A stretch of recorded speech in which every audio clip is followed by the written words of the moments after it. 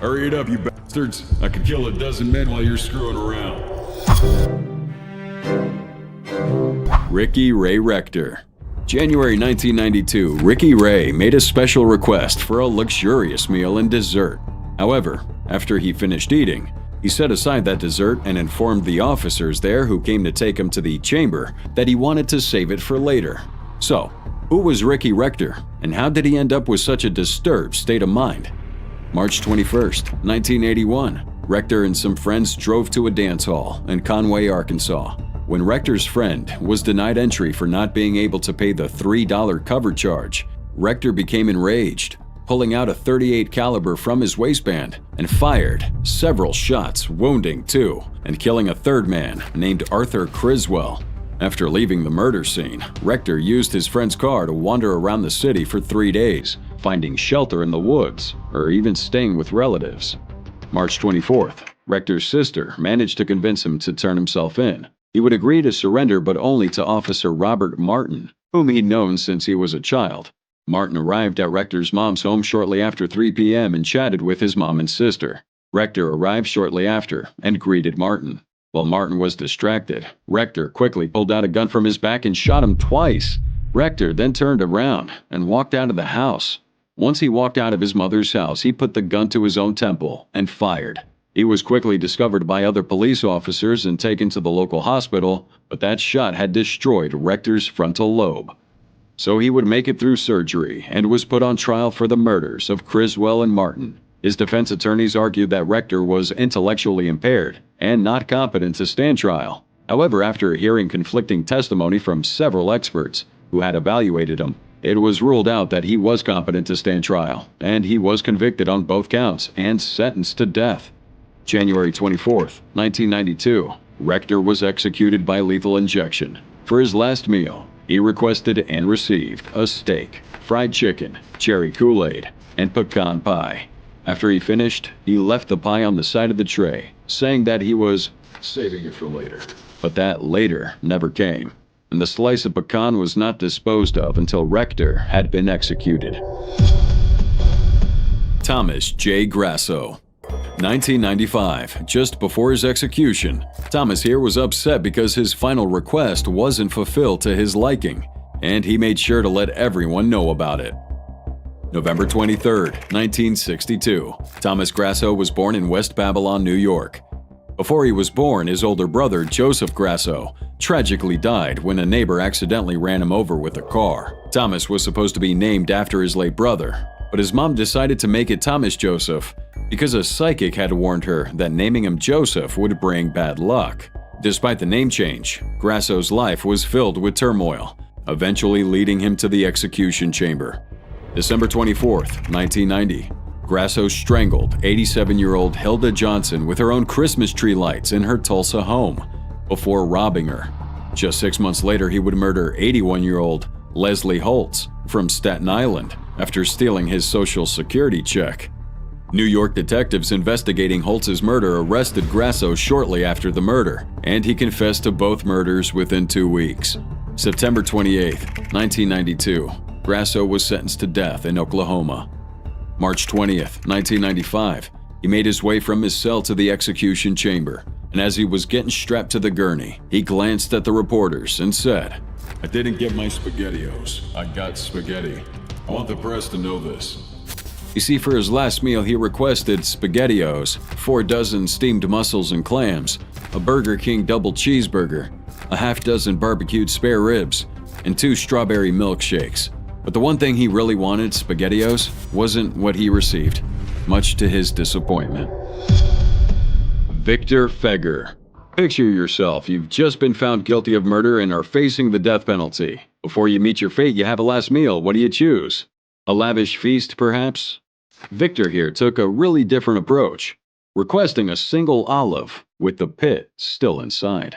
1960, Robert Feger, a Michigan native, arrived in Dubuque, Iowa, and rented a room in a rundown boarding house. Shortly after his arrival, Feger started calling doctors from the local yellow pages in alphabetical order, claiming a woman needed medical help. Eventually, he got to Dr. Edward Bartles.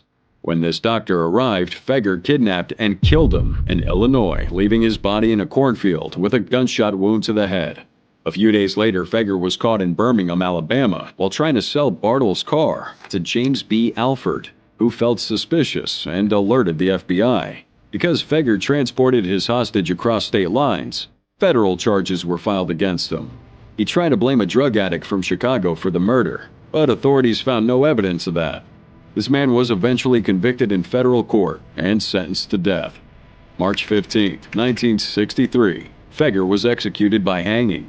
For his last meal, he requested a single olive with the pit still in it, and he told the guards he'd hoped an olive tree would sprout out from his grave as a sign of peace.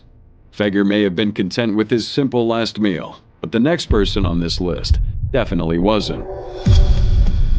James Edward Smith.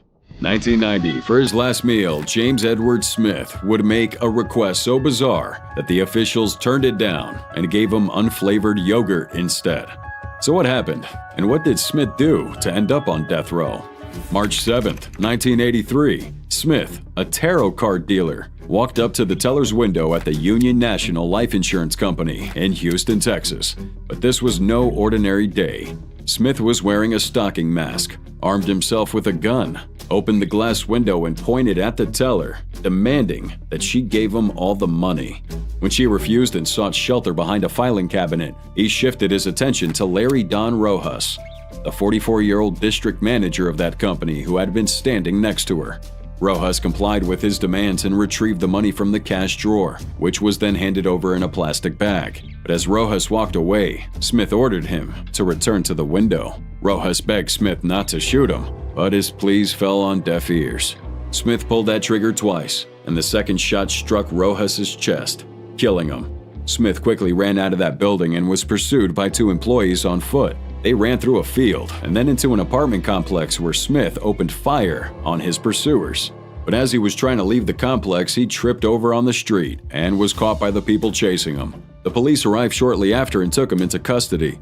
Smith was later found guilty of capital murder and was sentenced to death by a Harris County jury. May 11, 1988, was originally scheduled for his execution day, and the prison put everything into motion, and he was asked what he wanted for his last meal. But his answer shocked everyone. Smith requested a last meal of Riacunda dirt. Now, the request was obviously denied by the Texas Department of Criminal Justice, and instead Smith would receive a pot of plain yogurt, which was actually on the approved foods list. Carl Panzram wanted to die, but he had a different attitude. He cursed his executors, making a final wish for them to hurry up, because he was getting impatient with them trying to end his life. June 28, 1891. Carl here was born in Minnesota to parents who had immigrated from East Prussia. Now, his father abandoned the family when he was just a little boy, and when he was 12, Panzram committed his first burglary and ended up at Minnesota State Training School, where the staff treated him horribly, with beatings, assaults, and torture. He was let go from the school during his teens and wasted no time running away from home. Panzram would move from place to place by hopping train cars. He would rob innocent people he came across during his travels, which eventually landed him in more trouble with the law. By 1908, he was sent to the U.S. disciplinary barracks at Fort Leavenworth in Kansas, and when asked about his experience at the correctional facility, he said, "I was a pretty rotten egg before I went there, but when I left there, all the good that may have been in me had been kicked and beaten out of me." Once released, Panzram returned to his habits and progressively became a more violent criminal, as he physically and sexually assaulted many of his robbery victims. June 24, 1915. Panzram got caught again, receiving a 7-year sentence at the Oregon State Penitentiary. In his first year at jail, Panzram helped a fellow inmate, Otto Hooker, break out. While on the run, Hooker killed the prison warden, which made Panzram an accessory to the crime, his first time being connected to a murder. They gave him extra time, but Panzram chose not to stick around the prison either. By 1918, he broke out and embarked on a horrific murder spree along the East Coast. A decade later, Panzram was eventually arrested again for stealing and was sent to Leavenworth Federal Penitentiary. But this wouldn't be the only crime he would be punished for while he was there. He later claimed to have committed 21 murders, more than 1,000 acts of sodomy, and thousands of robberies and arsons. But he was far from remorseful. To use his own words, For all these things, I'm not in the least bit sorry. When he first got into prison, he told the warden that he'd kill the first man who bothered him, and that's exactly what he did. A few months into that term, Panzram brutally murdered the laundry foreman by beating him with an iron bar. It would be for this crime that Carl Panzram was sentenced to death. Now, this might have been a dream come true for someone like Carl. As he once put it, I look forward to a seat in the electric chair or dance at the end of a rope, just like some folks do for their wedding night. When human rights activists tried to interfere on his behalf and stop his execution, he scorned them and told them he wished he could kill them all. September 5th, 1930, Carl Panzram was finally hanged as he had desired. At the time of his death, he was 39, and almost no one was sad to see him go. So eager to die, Panzram's last statements was, "Hurry it up, you bastards. I could kill a dozen men while you're screwing around."